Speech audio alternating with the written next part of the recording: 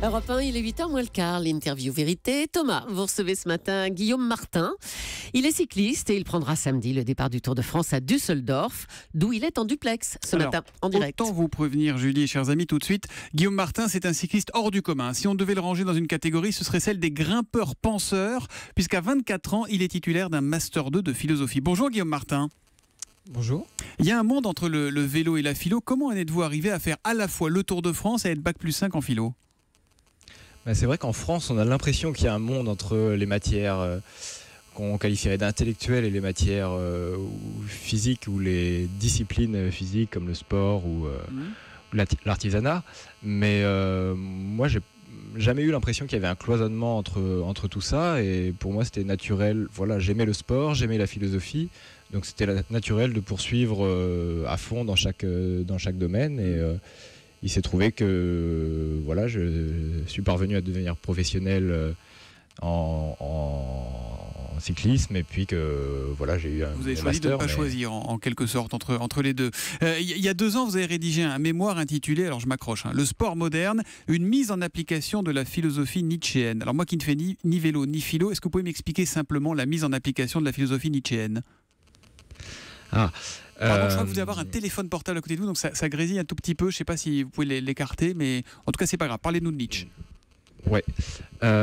Non, c'est un paradoxe parce que Nietzsche n'a jamais écrit sur le sport, évidemment, donc c'était un peu provocateur de mettre un titre comme ça. Et mon idée, pour résumer très vite, et non pas en 183 pages comme c'est le cas dans mon mémoire, c'était de dire que la pensée, la philosophie de Nietzsche aurait paradoxalement permis de penser le sport de manière plus authentique que ce que les idéologues effectifs du sport, tels que le baron Pierre de Coubertin au 19e siècle, ne l'ont fait réellement.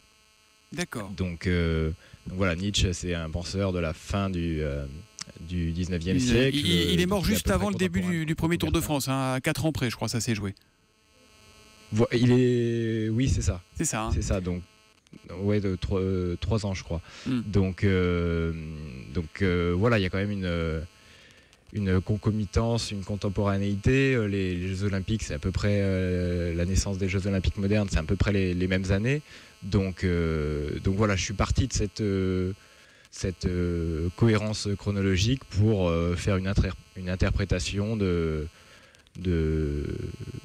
du sport à la sauce Nietzsche, on va dire. Vous savez que vous allez avoir droit à chaque interview à l'étiquette l'intello du peloton. On ne va pas vous demander, vous, si vous avez une fringale dans la montée, mais on va dire alors quel regard vous portez, quel recul.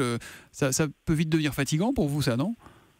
J'en ai bien conscience, et je pense que c'est justement quelque chose dont il faut que je me garde, parce que voilà, j'assume ma double étiquette, et voilà, je la revendique, et au contraire, si justement ça permet de décloisonner un peu les choses, tant mieux.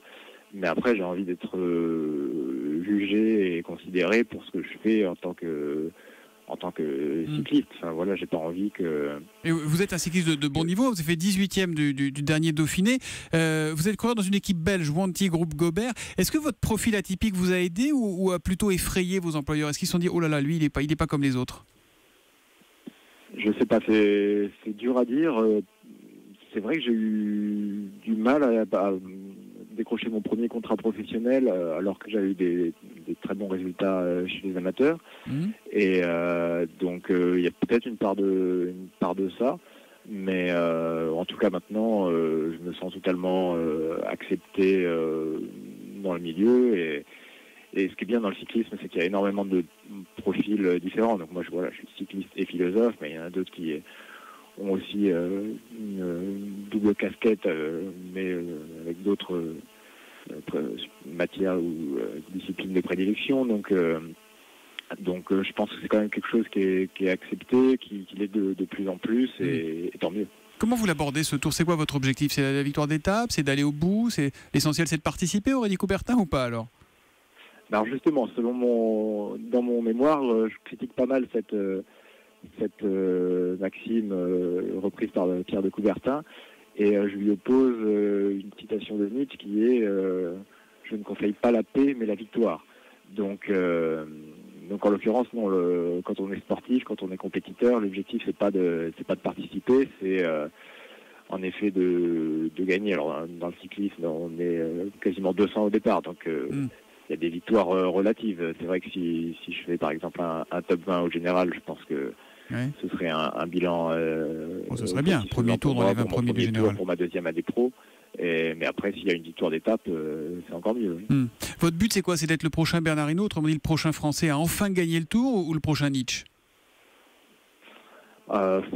Je suis pas du genre à tirer des plans sur la comète, ni à m'identifier à des exemples passés. Donc voilà, mon but, c'est d'être Guillaume Martin, de tracer ma route, de faire au mieux, et puis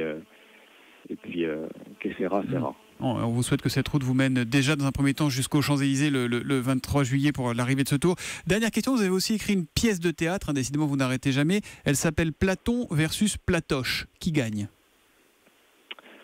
Eh ben justement, c'est pareil, il y a une dualité, pour reprendre un mot pompeux, entre le Platon intellectuel et le Platon actif. Et en réalité, on se rend compte à la fin que le Platon actif étant un Platoche et le Platon intellectuel Platon, et on se rend compte que en fait les deux ne marchent qu'unis.